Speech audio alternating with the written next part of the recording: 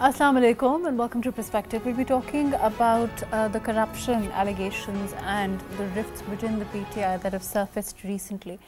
Of course, for a while, the disorganization within the party, there has been talk of, there are statements that are made that are then refuted,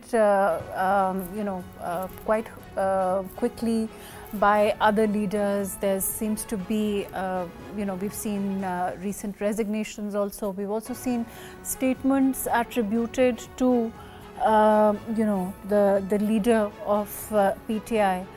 And then him having denied those statements. So overall, disorganization has been rampant for a while within the party. What is this recent scandal, corruption allegation, what do they mean for the party itself and also particularly for KP and its governance? What does it set, what kind of a tone does it set for their governance in the future within the province? We'll be talking about this a little later on. We'll also be talking about Mpox and whether the outbreak and whether its curtailment that is underway. And of course, we've also seen what are some of the what we can do to deal with this and also what it means overall, whether there is a spread, how much of it is a spread, all of that. We'll be talking about that with our infectious disease specialist, Professor Dr. Saeed Khan, a little later on. I have with me Dr. Abid Abbasi, who's a political analyst. Thank you for joining us today. We also have with us Dr. Niaz Murtaza. Thank you for being with us. Dr. Niaz is also a political analyst. Can you hear me, Dr. Niaz Murtaza? Yeah, I can hear you. Niaz, before I go to the studio to Abid Sahab here, what do you feel, what is your overall estimation of these corruption allegations that are coming? We've also seen, there seems to be quite an upset within KP, and of course the style of governance there as far as particularly PTI is concerned. How do you look at it? Of course, we can't understand the happenings within PTI and in KP without understanding the overall context in terms of the crackdown that the party has been going through for the last 2 years, especially after May 9th. With almost all of its top leadership either in jail or having left the party after suspicious looking press conferences. So any party which is made to go through this kind of mincemeat operation would certainly have its performance, its effectiveness affected. The same thing happened to PPP under General Zia, to the PMLN under Musharraf, and then again to PMLN to some extent even under PTI. So now the cycle has reversed, and the same kind of crackdown is being faced by the PTI for the first time. Now, of course, it's a younger party. Say a party like PPP has probably gone through this cycle 6 times since 1967. And PMLN has also gone. Have to do with allegations of corruption. You think that whether there's a crackdown or not, arguably the question is there is corruption, of course, within the party. Is it manifesting itself now? Has it always been there? Those are the questions, right? Yeah, of course it's true. Yes, corruption is there. PTI likes to portray itself as a squeaky clean party, but the reality is that corruption is as much a problem in PTI as it is in PPP and PMLN, and in some cases you do see. So for example, in this case, I read that Imran Khan has asked this minister to be removed, which is a good thing that if you find your own person involved in corruption. But then there is also the issue that there have been many other instances where there were huge, maybe much stronger allegations of corruption against more critical leaders, more top leaders, and PTI didn't do anything. And the same is true with PMLN and PPP.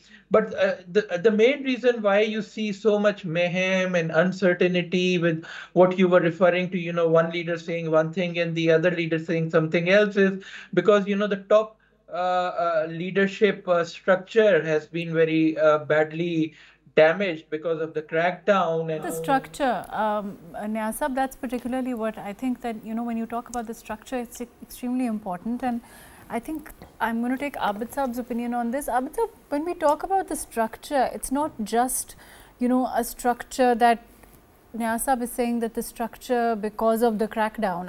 I feel that, you know, the structure itself, whether there is a structure at all, because, you know, that of course is in the courts, that whether, you know, is it just a one-man show? If a party is really just a one-man show and it doesn't have a second, third tier leadership, then invariably it will face a crisis now and again, because everything seems here to depend on the one man. Thank you very much, Mahrukh. Yes, unfortunately, in Pakistan, political parties could not become structured organizations, if not only PTI, but even the other political party, with the exception of very few. People's Party, when it was came into being, it was a structured party at that time to an extent, but later on, that has also been a party of leadership, say, I would say. But if we talk about PTI, if a leader is in jail or the second tier leadership or the third tier leadership is not there, it is not the reason. When the leadership was very much in the power, he was in the ground. What has happened in the elections of Prime Minister of Azad Kashmir twice? There were so many reports that billions of rupees were spent as a corruption money to buy the members. Similar fashion when Jahangir Tareen was bringing in the people from South Punjab in his aeroplane, what the price he was paying. That was also given a huge amount of bribe, and I agree with Dr. Niaz that it was just portrayed that PTI is a neat and clean party and the rest of the parties are corrupt parties. Actually, the corruption was very much there, and there are so many reports of international organizations that there is no change in corruption, rather it was enhanced during the PTI in government. You're saying that because it started with getting people to join by promising them, something or the other. Not promising, but even giving in hard, sort of form to them, the ministries and the portfolios and the jobs and even money. They were bought. There were allegations of, buying the members of the assembly at that time. Through Jahangir Tareen, the huge amounts were paid to them, and then comes the PTI in the government. There are so many sort of institutions in the country. For instance, the government construction industry, about 22% commission is, everybody say about that, say hearsay about that is 22% corruption. That has not been reduced during the PTI in the government. Because these institutions remain in the same fashion, what has been achieved by PTI in KP for the last 10 years in government? The similar structure is there. How would you answer the fact that, people have voted for them? They do have government. That is a different thing. What the popular narrative they have, thrown to the people and people accepted that. That is a different story. You're saying it's not development. But it's no, just a no false revolutionary development. If we talk about independent, what is the ratio of the foreign debt? What is the ratio of the corruption in the state institutions of KP? If we talk about the reports of the various international organizations, that is similar fashion. No revolutionary change has been observed, rather some sort of more depression has taken place in that province. And if we talk about this particular case, the Shahrukh Khan case, the minister who resigned, or the PTI is claiming that he was ousted from the cabinet by the CM after reports coming. What about that institution of accountability that has never been established in KP, even during the tenure of the previous, the Khattak government, I forget the name of that CM Khattak of PT, Parvez Khattak. During the Parvez Khattak era, there were so many sort of reports in the newspapers, there were so many reports were published, but for 5 good years, the institution of accountability was abolished. A very renowned person, and he was projected by the PTI, the founder chairman himself. That was, I think, Nasir Durrani. He was made the head of that accountability organization, but that organization could not strive for a longer period of time. That was abolished, and still there is no accountability institution in KP, or still they are claiming to be very clean. But Shakil Khan issue, he, according to some reports, he alleged that the CMKP is involved in some sort of corruption issues. That's why he was ousted by the CM. This has been claimed by so many people, that Shakil Khan is of the view that he, complained to PTI chief in the jail that KP government is involved in corruption. By Atif Khan.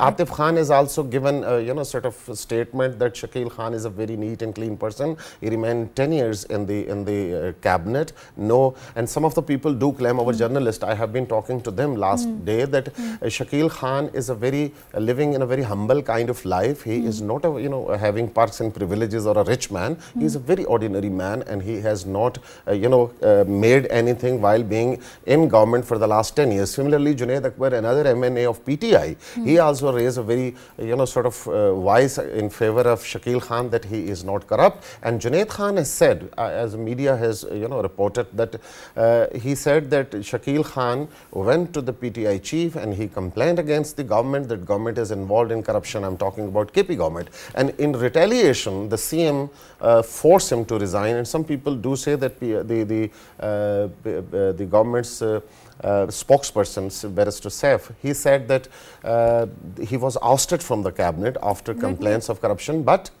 he claimed, Shakil Khan and his circles claimed, that he has put his resignation in retaliation, that the PTI chief has not taken any action against the corruption of CM and the government of KP. Let me go to Niaz with this. Niaz, this exactly I want to come to. We saw what happened. If you look at Punjab and earlier on, we saw CM Buzdar. There was a lot that was said about his governance too. I think the former Prime Minister, and it was certainly not heeded at the time.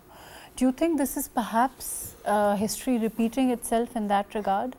Because there was talk of corruption, there was also talk of, later of course we've seen those scandals emerge, there was also talk of incompetence, all of that. Do you think this is perhaps again playing itself again? Yeah, so if we go back in time before the crackdown, and even when the PTI was in power, yes, that issue was there, that it was overly dependent on the top leader. If you compare with PPP and PMLN, there is the second tier leadership provided by family members. So Nusrat Bhutto and Benazir stepping in after Zulfikar Ali Bhutto was hanged. And then similarly, Begum Kulsoom and Shehbaz being around when Nawaz Sharif was in jail. And then there are other leaders as well, senior leaders who've been with these other two parties for decades, like say Khwaja Asif, Ehsan Iqbal. You can name, half a dozen very senior people within the PPP too. But if you look at PTI, there was the initial lot, the very ideological lot, which all left after 2011, as the party kept coming closer and closer to power.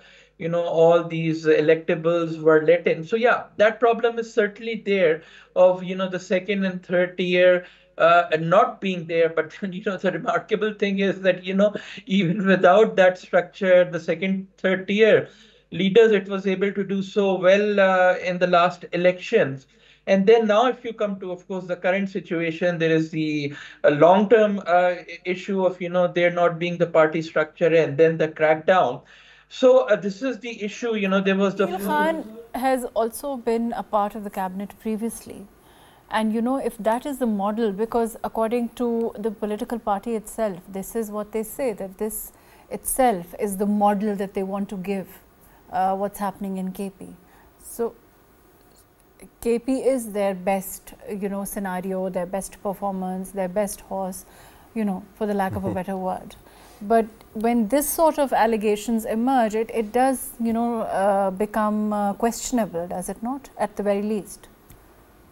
The bastion for KP, the way, rural Sindh is for People's Party. And again, if you look at, the three governments, the Pervez Khattak government, it still had a structure, he was his own man to a lot of extent.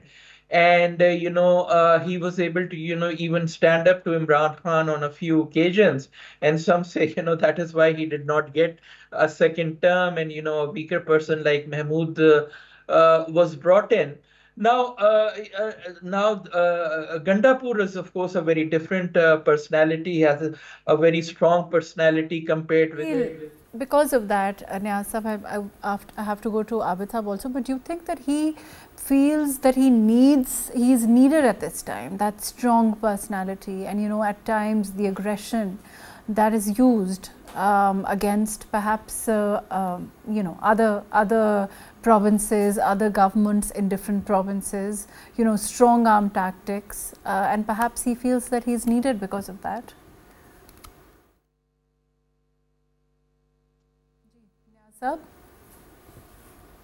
Niaz Sahab, can you hear me? Yeah, I can hear you. The question is for you. Oh, sorry. Okay.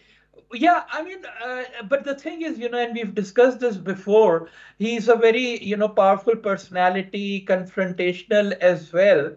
But then, for, a province, any province, and especially KP with all its problems, you do need an able administrator, to somebody who have a working relationship with the federal government, and because of, the ongoing insurgency, also a good relationship with, the Army High Command in KP, because it's dealing with the insurgency. So in that sense, he's maybe sort of a misfit, if he had been, the opposition leader in the National Assembly, where the role is only, confrontation and opposition. Although even there is, need to build some bridges and, work on legislation, which is good for the country. It can't be, just too much confrontation. So in that sense, there is a bit of a drift, and, how that is going to affect its electoral position, that remains to be seen. So we did have one election recently, a by-election, where surprisingly ANP went. But of course, one by-election doesn't really prove anything, but it remains to be seen that if, governance doesn't get the same attention that people are expecting, and of course, say in Punjab and Sindh, at least, you have more, solid, structures in place, and you don't see the same kind of, chaos. So how is we have Abid Sahab, we have a CM, to continue what Dr. Niaz is saying. We have a CM Punjab in place, and there was a lot of controversy. There was an attempt to create controversy because earlier on there was another CM from the same party for a while, and from the same family, and that itself, creating, there were talks of rifts, there were talks of creating this controversy, which all have died down. There seems to be a clear structure, there seems to be a clear command in the form of Nawaz Sharif Sahab, which is being carried out by the structure that is there in front of you. So there is a difference, one has to acknowledge that, isn't that true? And do you think that as far as CM, just to clarify, as far as CM KP is concerned, do you think because of that strong arm personality, strong arm tactics, perhaps corruption is being compromised here? You said very rightly that if we compare the Punjab with the KP or Sindh with the KP, there is a very strong structure. I do agree with Dr. Niaz as well that there is a mess created in the PTI. Nobody was knowing because the second tier leadership was not in place. If you have rightly said about Punjab that the Mian Nawaz Sharif is very much standing behind Maryam Nawaz Sharif, the CM Punjab, and she's carrying out whatever she is doing with a very authoritative kind of authority in her hand. Or similarly in Sindh, Murad Ali Shah, he is a CM and he is doing his job for the second time, his third tenure rather, in office. But unfortunately, it's not just, I just want to clarify, as far as Maryam Nawaz is concerned, certainly she has her, father's backing and authority and all of that, but there is also, Shehbaz Sharif Sahab, who's the Prime Minister at this time, and we also see Hamza Shehbaz in the meetings. Recently, we've also, seen the meetings that have been held. So I'm saying that there is, those controversies or those created by to dry down the authority of the CM Punjab. But I think there is no problem within the family because what Shehbaz Sharif, what the power he is enjoying right now, that power is actually the power of Mian Muhammad Nawaz Sharif. He was the person who came into politics, and Shehbaz Sharif became CM Punjab, just for thanks to Nawaz Sharif. But no, he has no political sort of, uh, popularity in the province, but it was all Nawaz Sharif's popularity, his vote bank, that was transferred to him as CM Punjab. So there is no rift, because everybody knows that who is actually the central leader of Pakistan Muslim League, Nawaz. But this is not in the KP, because the founding chairman is in jail, and he is pointing the people on various posts from the jail. So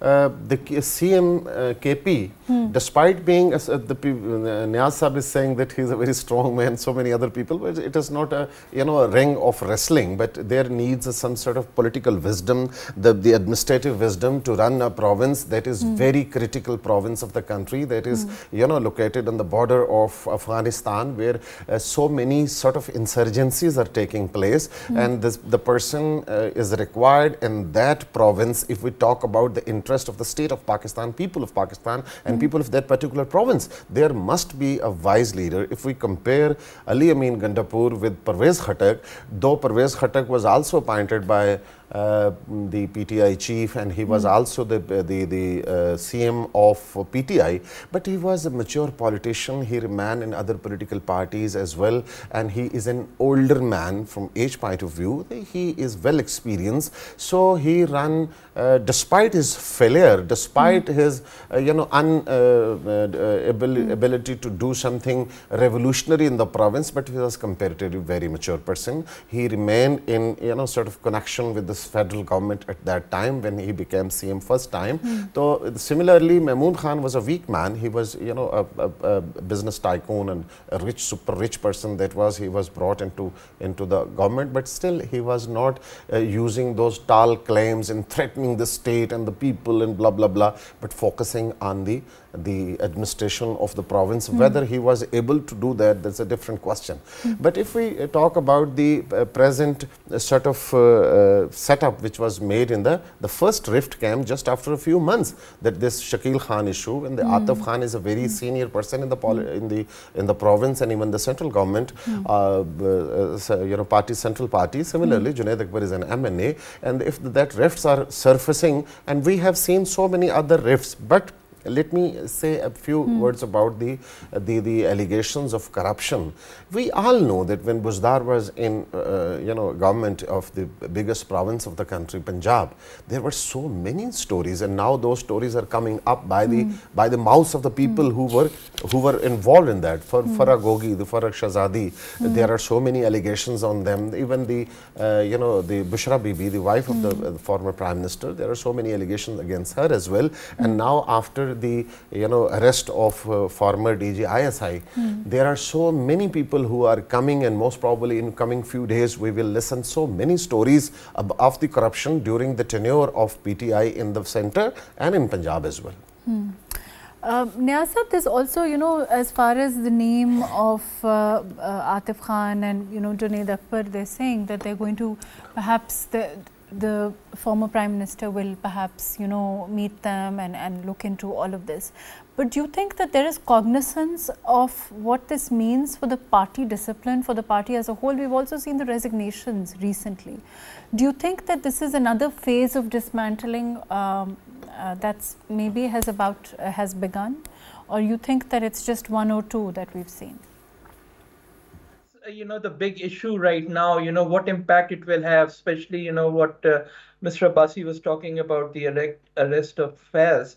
So, I think we've had two cycles of, mass desertions. There were some, after the vote of no confidence passed. Then, there was another exodus after May 9th. And, now this is a very big thing, with the arrest of General retired Faiz, because, he had his, tentacles all over the party. And it's quite possible that, his trial may bring out evidence against a lot of, remaining leaders.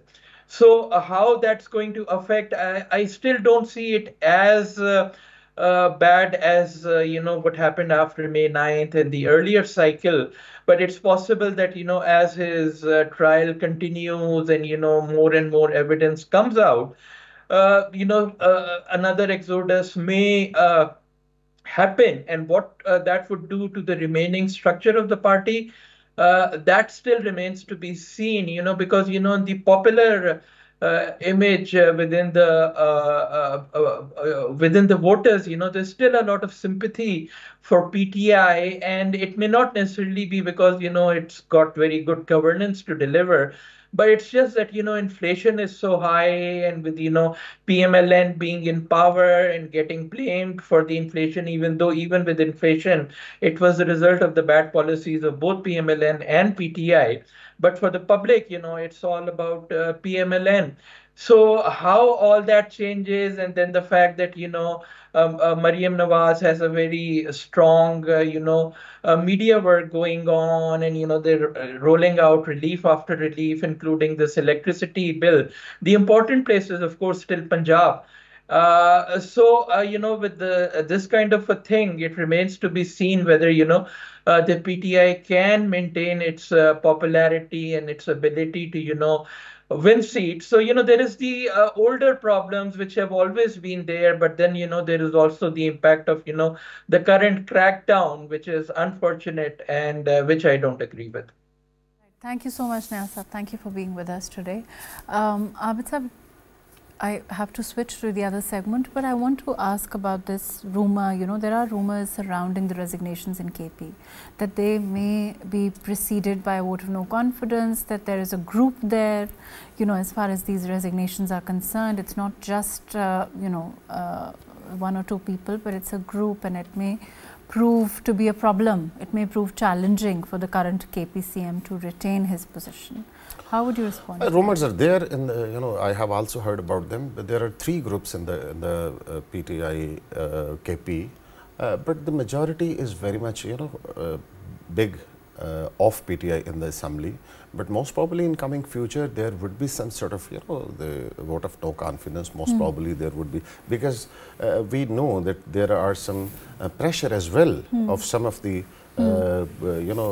people within the KP assembly, because they remain involved in May 9th incidents. Some of the people are allegedly involved in that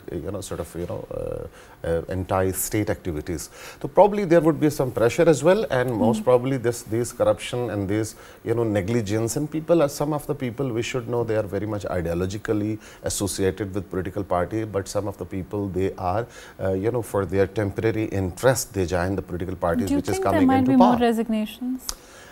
If not resignation, but most probably there would be a very numerically big group coming on the surface in coming days. So it can prove challenging for government right now in KP. Of course. And of course the CM. Thank you so much for being with us, Abid Sahab, for this segment. Thank you for joining us. We have with us Professor Dr. Saeed Khan, who is an infectious disease expert. He is Professor and Program Director, Provincial Public Health Reference Lab. He's also a Sindh consultant and Section Head, Molecular Pathology, Chairperson, Institutional Biosafety Committee, and Chairman of Committee of Disposal of Assets, also Genetics, Pathology, Molecular Biology, Immunology, Microbiology. Thank you so much for being with us, Professor Dr. Saeed Khan. We know that, very, very little information. We've also seen right now, of course, the government has come out and explained this outbreak, and that, of course, is curtailed. How could you explain to us a little bit about, the spread of it, and also, the fact that it's reached Pakistan? Is it as a result of travel? How do we come into it, so to speak? Hi, thank you, Mahrukh, for having me in your show on this important topic. Mpox being declared as an emergency by WHO, and worldwide we're having quite few cases these days, particularly deaths occurring in the African region. So the world is high alert. So is in Pakistan. The government has taken actions and steps to screen particularly those travelers who are coming to Pakistan. And so far, 3 cases being reported in Pakistan. So this is next, I think, threats after COVID worldwide. and the world is responding very quickly because they have learned from the COVID pandemic. It affected the globe drastically. So we can't take much risk now. So that's why the global community is responding very rapidly, and they are on their toes. And so is the officials in Pakistan. They have taken actions, and all the airports, the screening being alert, and people, experts being located at these airports. So particularly the Mpox, previously called the monkeypox, it's a zoonotic infection, but now it's spreading from human to human, and it is evolving with time. So some deadly clades we call clade 1, it is circulating now in the African region.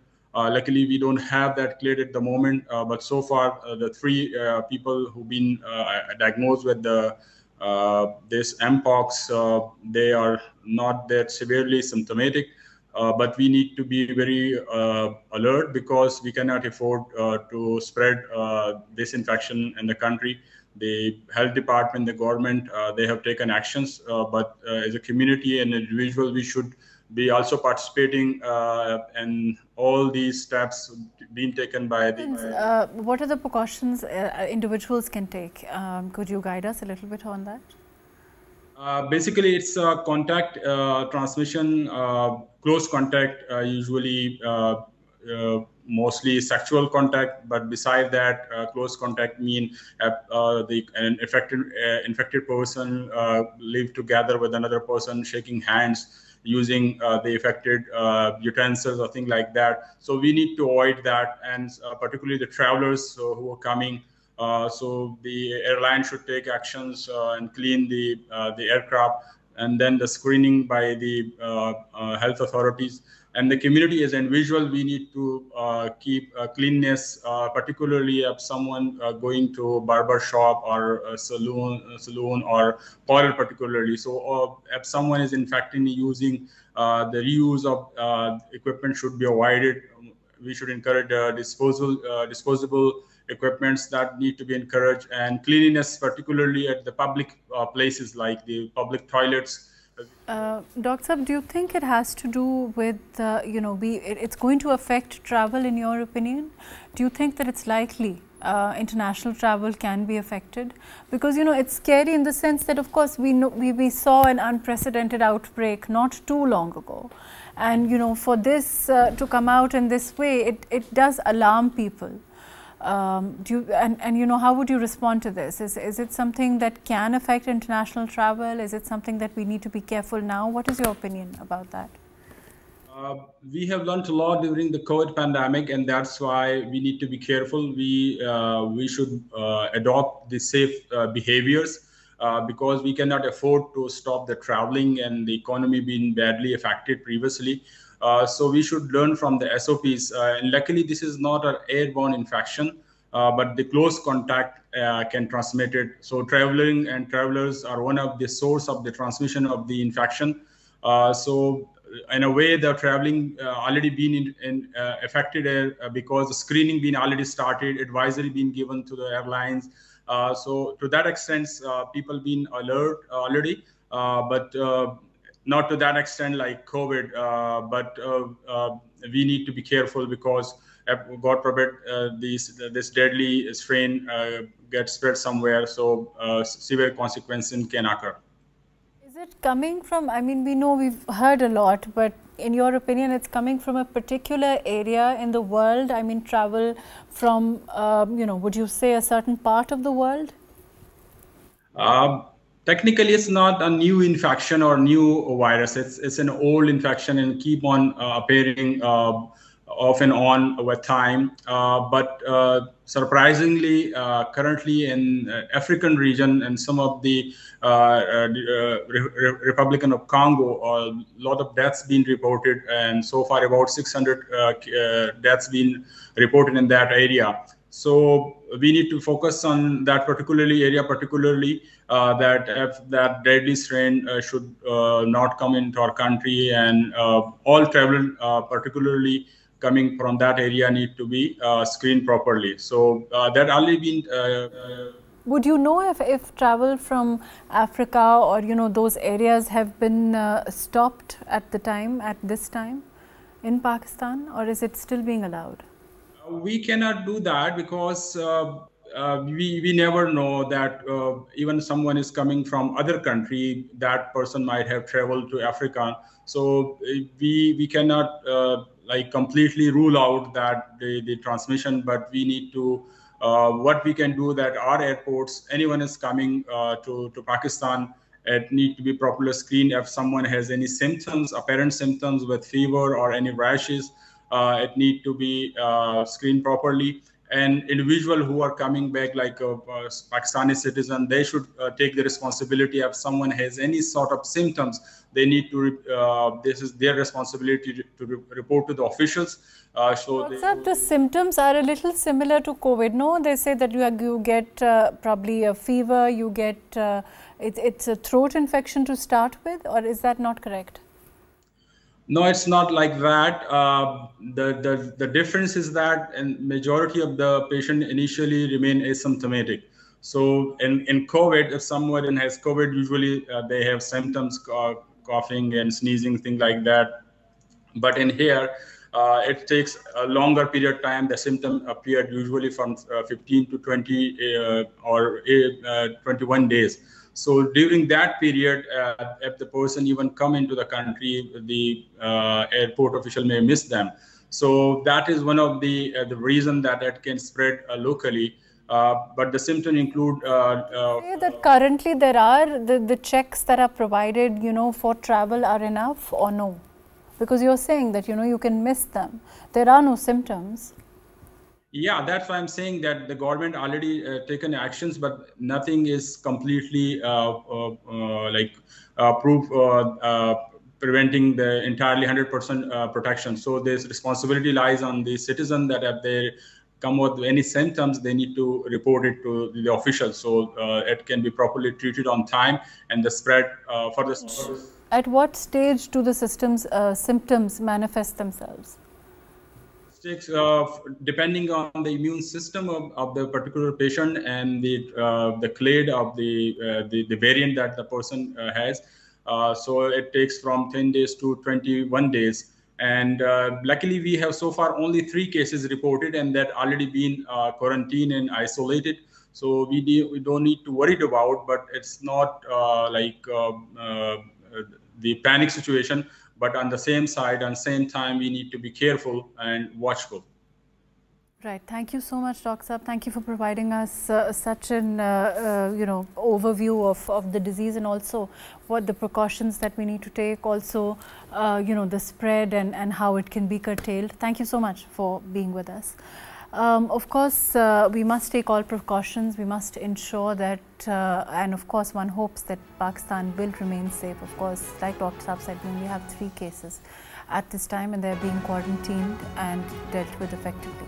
Thank you so much for joining us today on Perspective.